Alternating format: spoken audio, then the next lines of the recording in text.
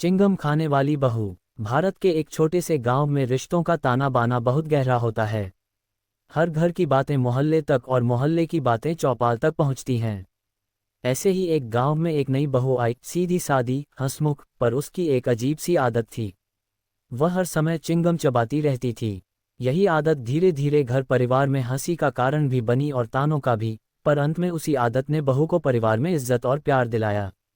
गांव के चौधरी रामप्रसाद जी के बेटे सुरेश की शादी बड़े धूमधाम से हुई। दुल्हन बनी सुमन जब पहली बार घर में आई तो सबकी नज़रें उसी पर थीं।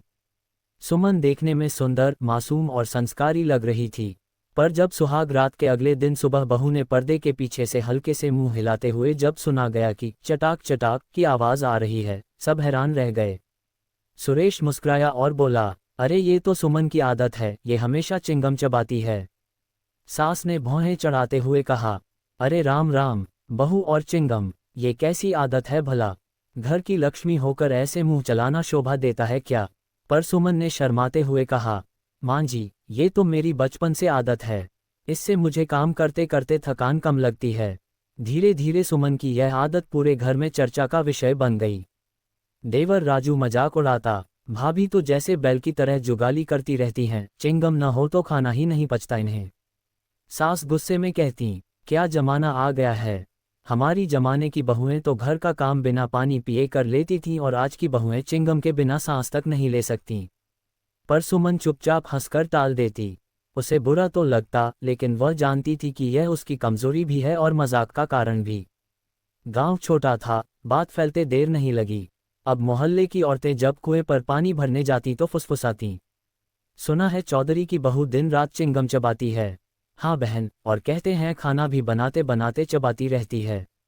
हाय हाय, ऐसी बहू पहली बार देखी। ये बातें सुमन तक भी पहुंचती। वह सोचती, क्या सचमुच मेरी यह आदत इतनी बड़ी गलती है? सुमन ने कई बार सोचा कि चिंगम छोड़ दे, पर आदत इतनी गहरी थी कि जैसे ही वह छोड़ती, सिर दर्द और बेचैनी होने लगती। सुरेश ने समझाया, देखो सुमन, आदतें बदल सकती हैं, पर अगर तुम्हें इससे खुशी मिलती है तो छोड़ो मत। धीरे धीरे लोग मान लेंगे।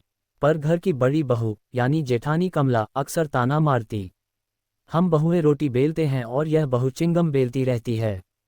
एक दिन गांव में मेले का आयोजन हुआ।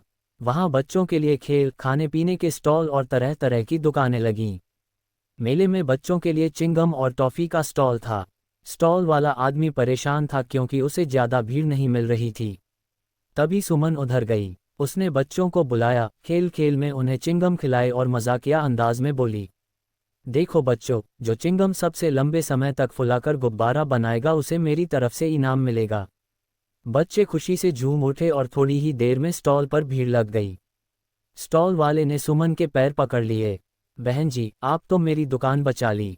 आप में तो बच्चों को संभालने और हंसाने की खास कला है। धीरे धीरे सुमन की यह कला गांव में मशहूर हो गई। गांव की औरतें अब उसे ताने देने के बजाय बच्चों की चिंगम वाली भाभी कहने लगीं। बच्चे उससे इतना लगाव करने लगे कि जब भी रोते, सुमन उन्हें चिंगम देकर हंसा देती। सास भी धीरे धीरे पिघल गईं। उन्होंने देखा कि बहू की आदत से घर में बच्चों की किलकारियां गूंजने लगीं। एक दिन पास के शहर में बाल मेला लगा। वहां बच्चों को मनोरंजन कराने के लिए प्रतियोगिता रखी गई, कौन बच्चों को सबसे ज्यादा खुश कर सकता है। गांव के प्रधान ने सुमन का नाम आगे कर दिया। पहले तो सास बोली, हमारी बहू वहां जाकर क्या करेगी, चिंगम चबाएगी क्या? पर जब सुमन ने मंच पर बच्चों को चिंगम गुब्बारे बनाने का खेल खिलाया, पूरा मैदान तालियों से गूंज उठा।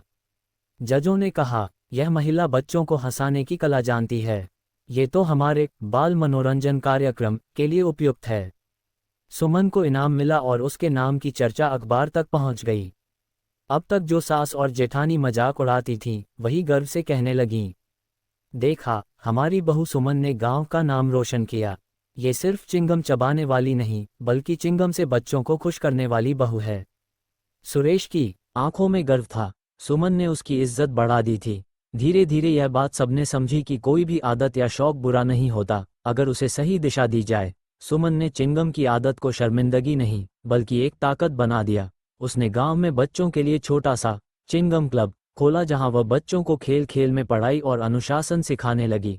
कुछ साल बाद जब लोग गांव के इतिहास के बारे में बातें करते तो कहते, अरे, यही वह गांव है जहां चिंगम खाने वाली बहू ने बच्चों के जीवन में हंसी और शिक्षा का नया रास्ता दिखाया था। सुमन की आदत अब किसी को खटकती नहीं थी, बल्कि जब भी वह चिंगम चबाती, घर में बच्चों की खिलखिलाहट गूंजने लगती।